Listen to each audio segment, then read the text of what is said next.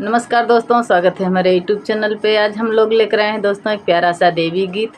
पसंद आए तो हमारे चैनल को लाइक करें, शेयर करें, सब्सक्राइब करें, हमारा सपोर्ट करें, वीडियो को फुल आवाज़ करें। दोस्तों गाना जैसा भी लगे कमेंट में ज़रूर बताएं। धन्यवाद।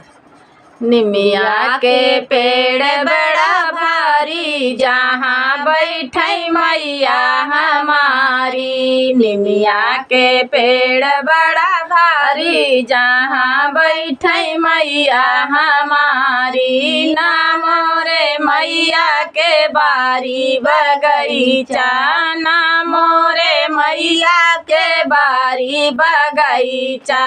फूलवा चढ़ावे जग सारी, जहाँ बैठे मैया हमारी। फूलवा चढ़ावे जग सारी, जहाँ बैठे मैया हमारी। निमिया के पेड़ बड़ा भारी, जहाँ बैठे मैया हमारी। निमिया के पेड़ बड़ा भारी, जहाँ बैठे मैया हमारी। नामो रे मैया के तारा इनारा, नामो रे मैया के तारा इनारा। जलवा चढ़ावे जग सारी, जहाँ बैठे मैया हमारी। जलवा चढ़ावे जग सारी, जहाँ बैठे मैया हमारी। निमिया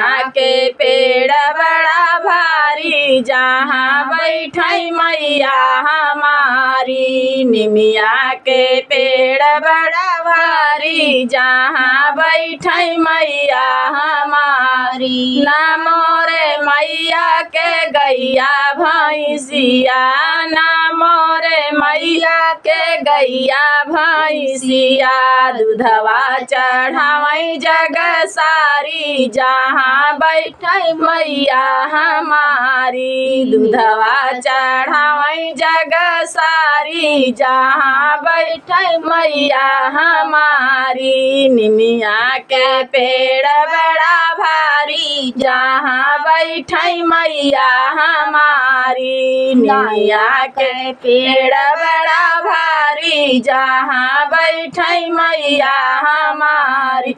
नामो रे मैया के बेटी औ बेटा, नामो रे मैया के बेटी औ बेटा। मैया कहाँ जग सारी, जहाँ बैठे मैया हमारी। मैया कहाँ जग सारी, जहाँ बैठे मैया हमारी। निमिया के पेड़ बड़ा भारी, जहाँ बैठे मैया हमारी। निमिया के पेड़ बड़ा भारी, जहाँ बैठे मैया हमारी।